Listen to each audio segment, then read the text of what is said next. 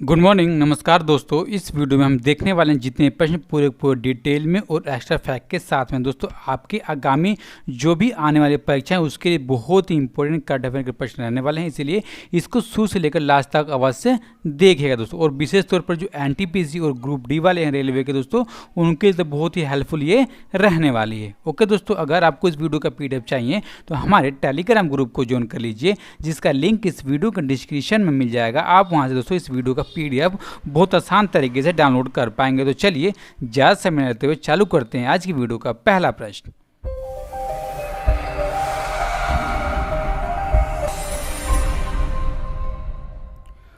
World literacy day is observed on which of the following days, यानी कि विश्व साक्षरता दिवस निम्न में से किस दिन मनाया जाता है। दोस्तों इसको हर साल ऑप्शन नंबर ए यानी कि 8 सितंबर को मनाया जाता है। और आपकी बार दोस्तों इसमें विशेष चीज़ पर ध्यान दिया किस पर कि हम जानते हैं कि कोविड-19 संक्रमण के बीच में दोस्तों जो सीखने और सिखाने का क्रम है, यानी कि दोस्तों जो पढ़ाई का क्रम है वो ऑनलाइन तरीके से हो गया। अब देखिए ऑनलाइन पढ़ने और पढ़ाने में किन किन समस्या को सामना करना पड़ता है उसको भी दूर करने के लिए दोस्तों इस दिवस पर ध्यान केंद्रित अपना किया गया। अब देखिए जो यूनेस्को है उसने 26 अक्टूबर 1966 को दोस्तों अपने 14वें सम्मेलन में इस दिवस को मनाने के लिए घोषित किया और इसको सबसे पहली बार 8 सितंबर 1967 को मनाया गया दोस्तों। अब देखिए इस आंकड़े के अनुसार दोस्तों, ठीक है, इसके आंकड़े के अनुसार अब दोस्तों प्रेजेंट टाइम पर 773 मिलियन से अधिक लोग हैं दोस्तों जो प्रेजेंट टाइम पर वो साक्षर नहीं हैं। ठीक है, अब देखिए यूनेस्को की global monitoring report on education के अनुसार दोस्तों अभी प्रेजेंट टाइम पर दक्षिण एशिया में दोस्तों सबसे कम क्षेत्रीय वयस्क हैं दोस्तों, कितने तो 58.6% दोस्तों लोग। अब देखिए आपको which of the following country has become the 4th country in the world to produce hypersonic technology demonstration vehicle, यानी कि निम्न में से कौन सा देश हाइपरसोनिक प्रौद्योगिकी निर्देशन यान तैयार करने वाला दुनिया का चौथा देश बन गया है। दोस्तों इस देश का नाम है ऑप्शन नंबर सी यानी कि भारत। अब देखिए दोस्तों भारत की तरफ से डीआरडीओ दोस्तों इसको लॉन्च किया कब, तो 7 सितंबर 2020 को। डीआरडीओ का दोस्तों फुल फॉर्म होता है रक्षा अनुसंधान और विकास संगठन, यानी कि डिफेंस रिसर्च डेवलपमेंट ऑर्गेनाइजेशन दोस्तों इसका फुल फॉर्म होता है। अब देखिए इसको लॉन्च कहाँ से गया, तो उड़ीसा का एक तट है डॉक्टर अब्दुल कलाम द्वीप और वहां से इसको दोस्तों लॉन्च कर दिया गया। अगर पेपर में पूछ जाए कि डॉक्टर अब्दुल कलाम द्वीप किस राज्य में, दोस्तों उस राज्य का नाम है Orissa.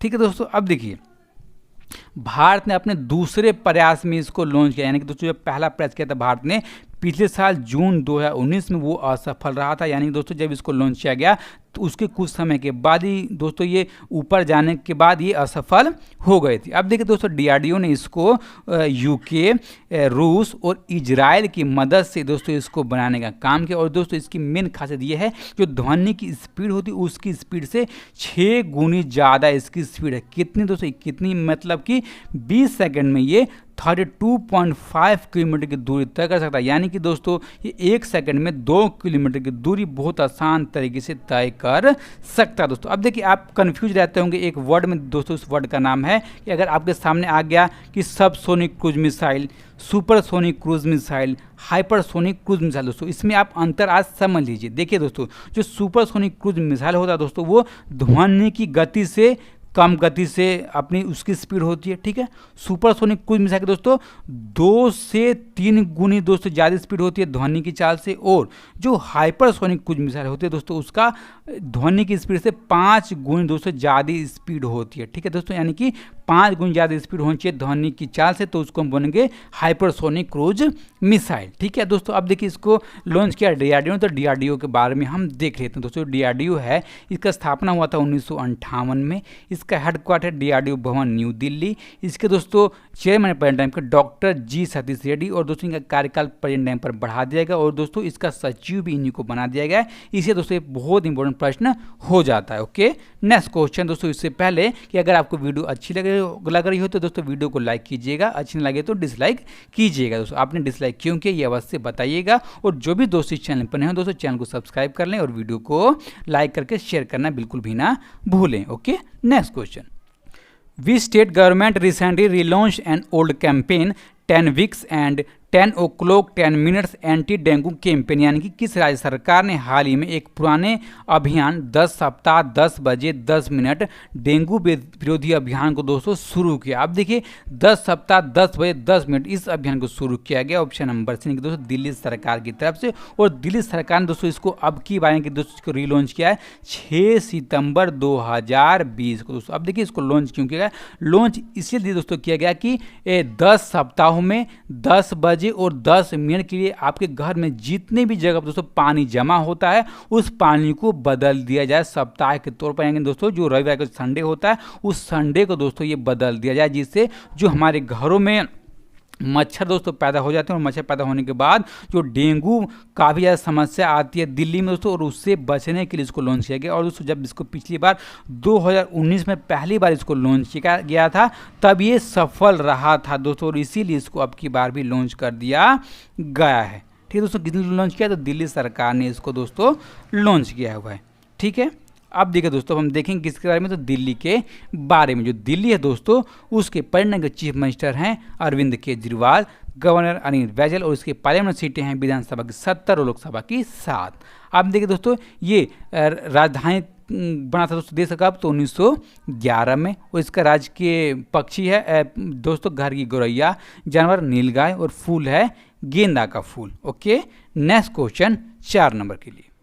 Fitch Ratings has projected a hug decline in the Indian economy by what percentage in the current financial year 2020-21, यानी कि फिच रेटिंग्स ने चालू वित्त वर्ष 2020-21 में भारतीय अर्थव्यवस्था में कितने प्रतिशत की भारी गिरावट का अनुमान लगाया दोस्तों। ये अनुमान लगाया गया ऑप्शन नंबर बी, यानी कि 10.5% का दोस्तों भारी गिरावट का अनुमान लगाया गया किसकी तरफ से, तो फिच रेटिंग्स की तरफ से दोस्तों। अब देखिए कब तक के ऐलान है दोस्तों, ये तब तक का ऐलान है जब हमारे अब की वजह फाइनेंशियल ईयर जो अगले साल 2021 में मार्च में खत्म होने वाला दोस्तों, तब की बात की जीडीपी कितनी रहने वाली है, तो 10.5 रहने वाले किसके अनुसार, तो फिच रेटिंग्स के अनुसार दोस्तों। अब देखिए जो हमारा प्रेजेंट टाइम पर दोस्तों जो हमारा तिमाही फाइनेंशियल ईयर चल रहा है उस फाइनेंशियल ईयर के अनुसार दोस्तों हमारी जो जीडीपी कितनी दोस्तों वो है -23.9 दोस्तों जीडीपी। किस कारण से दोस्तों ऐसा मान जाए, जो कोविड-19 का संक्रमण है उसके कारण से दोस्तों, जो देश में लॉकडाउन लगाया गया उसके कारण से दोस्तों हमारी जीडीपी डाउन हो गई है दोस्तों। ठीक है, अब देखिए कितनी लंबी छलांग लगा गई है, और ऐसा पहली बार दोस्तों हुआ है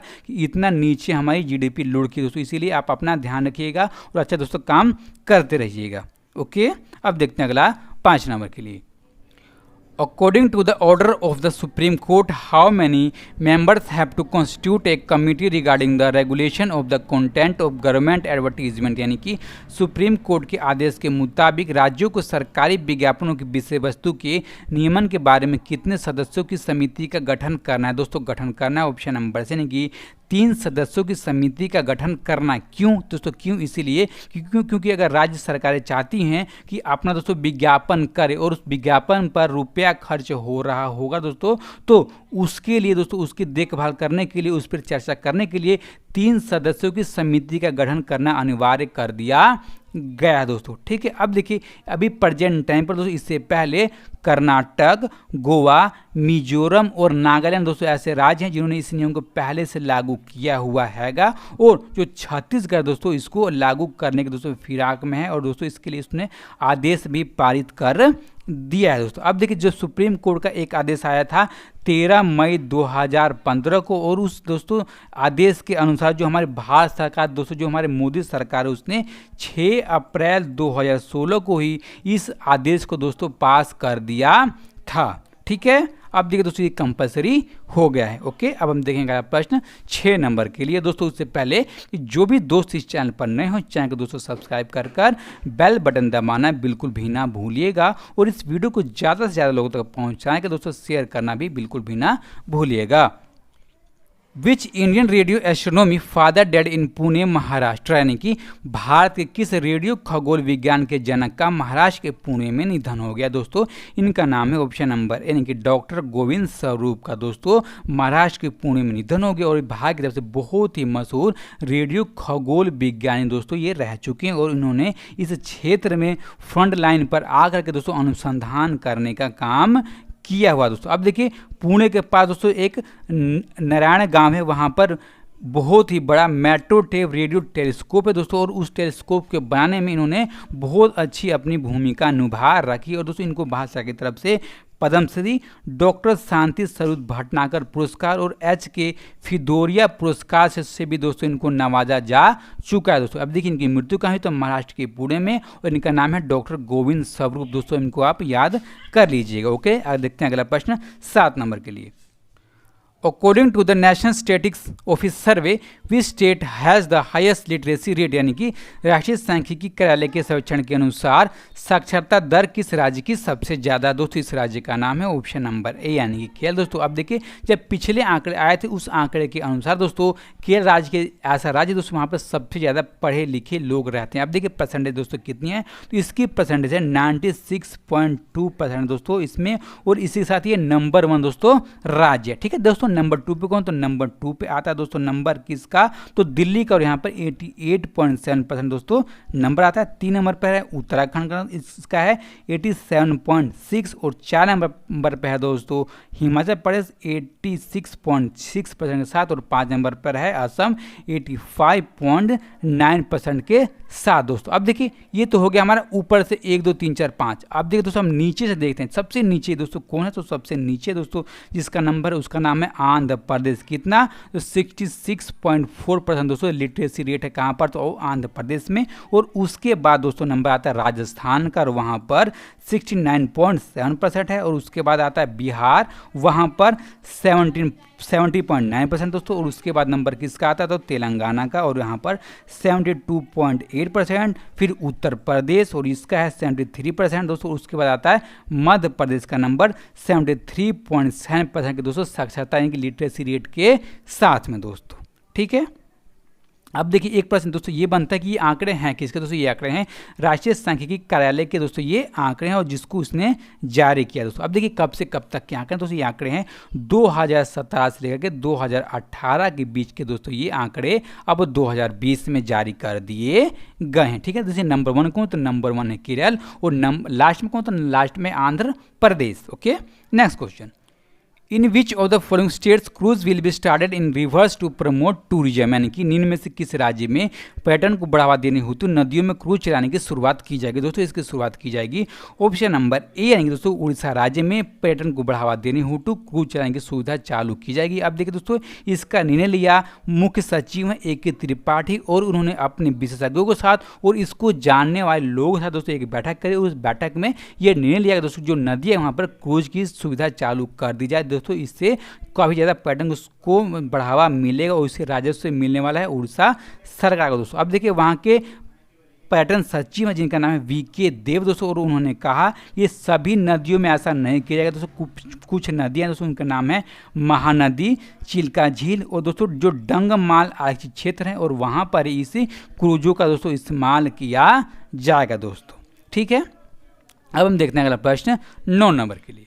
which state government recently relaunch an old scheme स्वयं स्कीम, यानी कि किस राज्य सरकार ने हाल ही में एक पुरानी योजना स्वयं योजना को फिर से लॉन्च किया। दोस्तों इसको लॉन्च किया ऑप्शन नंबर सी यानी कि असम सरकार ने इसको लॉन्च किया 4 सितंबर 2020 को दोबारा दोस्तों इसको लॉन्च किया गया, और ये योजना 1000 करोड़ रुपए की दोस्तों ये योजना है जो इसको दोबारा लॉन्च कर दिया गया। आप देखिए यहाँ दोस्तों जो स्वयं है इसका फुल फॉर्म क्या होता है, इसका फुल फॉर्म ये है कि स्वामी विवेकानंद असम युवा सशक्तिकरण दोस्तों इसका फुल फॉर्म होता है। आप देखिए इसके अंतर्गत में लक्ष्य रखा गया है कि 2 लाख युवाओं को दोस्तों रोजगार दिया जाएगा इस योजना के अंतर्गत में दोस्तों। अब देखिए आपने सुना होगा इसको दोबारा लॉन्च किया गया। अब देखिए पहली बार लॉन्च कब किया गया था, तो पहली बार इसको 2017-18 में दोस्तों इसको लॉन्च किया गया था, और उस समय लक्ष्य रखा गया था कि 1 लाख युवाओं को दोस्तों रोजगार देना, लेकिन केवल 7000 युवाओं को दोस्तों इसमें रोजगार दिया गया था। लेकिन दोस्तों ये असफल हुआ, क्यों असफल इसलिए हुआ दोस्तों कि इसमें जो फंड है दोस्तों उसकी कमी पड़ गई, और इसीलिए ये लॉन्च दोस्तों ये असफल हो गया। लेकिन अब की बार दोस्तों इसमें खासियत क्या है, तो अब की बार इसमें ये खासियत है दोस्तों कि ये दोस्तों जो 1000 करोड़ रुपए के दोस्तों ये राशि है सीधे जो अगर लोन लेना चाहता है कोई व्यक्ति दोस्तों तो वो सीधे सरकार के खजाने से ले सकता है, यानी कि दोस्तों इसमें बीच में बैंक नहीं है। ठीक है, अब देखिए ये कितना रुपये लोन के प्रति दिया जाएगा दोस्तों, ये लोन दिया जाएगा 50,000 रुपये दोस्तों राशि दी जाएगी। और इसमें पात्रता रखी गई कि व्यक्ति की 40 वर्ष से कम की आयु होनी चाहिए और 1 सितंबर 2020 तक वो मैट्रिक पास कर लेना चाहिए दोस्तों। और उन व्यक्तियों को इस योजना के तहत में लाभ दिया जाएगा दोस्तों। ठीक है, अब हम देखेंगे अगला प्रश्न और इस वीडियो का लास्ट प्रश्न 10 नंबर के लिए। हु इनग्रोनेटेड द पत्रिका गेट इन जयपुर, यानी कि जयपुर में बने पत्रिका गेट का उद्घाटन किसने किया दोस्तों। इसका उद्घाटन किया हमारे परिणाम के प्रधानमंत्री नरेंद्र मोदी ने और वीडियो कॉन्फ्रेंसिंग के माध्यम से दोस्तों इस पत्रिका गेट का उद्घाटन किया दोस्तों। अब देखिए, जो आपके आगामी आने वाले परीक्षा है उसमें आपसे पूछा जाएगा कि पत्रिका गेट किस राज्य में है, किस शहर में दोस्तों, तो आप लगाएगा जवाब कि जयपुर और राजस्थान में है दोस्तों। ठीक है, अब देखिए इसको बनाया कहाँ गया दोस्तों, इसको बनाया गया जयपुर का दोस्तों एक व्यवस्था मार्ग है जिसका नाम है जवाहरलाल नेहरू मार्ग दोस्तों, उस मार्ग पर इसको बनाया गया। अब देखिए इसका मेन मकसद क्या है बनाया गया दोस्तों, इसका मेन मकसद ये है दोस्तों कि राज्य की जो कला है, शिल्प है, सांस्कृतिक विरासत है दोस्तों, उसको लोगों के बीच में लेकर जाना और लोगों के बीच में दोस्तों बताना, इसका मेन मकसद है। और इसीलिए दोस्तों इसका बनाया गया और इसका उद्घाटन कर दिया गया दोस्तों। किसने किया, तो हमारे प्रधानमंत्री नरेंद्र मोदी ने दोस्तों इसका उद्घाटन किया है। ठीक है, अब हम देखेंगे जो हमने कल की वीडियो में प्रश्न पूछा दोस्तों, हमने पूछा था कि हाल ही में किस देश ने महात्मा गांधी की प्रति को अपने सिक्कों पर चित्रित करने का दोस्तों फैसला किया दोस्तों। इस किसका नाम दोस्तों ये फैसला किया है, ऑप्शन नंबर बी है दोस्तों, ब्रिटेन ने दोस्तों ये फैसला लिया और जल्दी दोस्तों अपने सिक्कों पर महात्मा गांधी की फोटो चिपका दी जाएगी। अब देखिए इस प्रश्न का सही जवाब किसने दिया। अब देखिए इस प्रश्न का सही जवाब दिया विजय कुमार, कुणाल कुमार सिंह, बुल्ती घोष, तपस मित्रा, भोला शंकर बिस्वाल, सर्वेश काजी, छोटू आर्यन, मयूरी भारद्वाज, श्रीमानता बाग, निखिल मदेशिया और अयोध्या पंडित। इन सब दोस्तों ने दोस्तों इस प्रश्न का सही जवाब दिया हुआ हैगा। और दोस्तों आपसे रिक्वेस्ट है कि इस वीडियो को ज़्यादा से ज़्यादा लोगों तक आप भी दोस्तों आप शेयर कर दीजिएगा। अब देखिए जो भी दोस्तों ये प्रश्न है इसका जवाब आपको कमेंट बॉक्स में देना और जितना भी दोस्तों प्रश्न जुड़े फैक्ट हो सकते हैं और सारे के साथ दोस्तों फैक्टों को जवाब आप कमेंट बॉक्स में दीजिएगा। अगर आप दे देंगे जवाब तो आपको दोस्तों लिखने से याद हो जाएगा। ठीक है दोस्तों, इसी तरह तैयारी करते रहिए अपनी आने वाली आगामी परीक्षा को दृष्टिकोण से और अपना और अपनों का ख्याल रखिए। नमस्कार, धन्यवाद।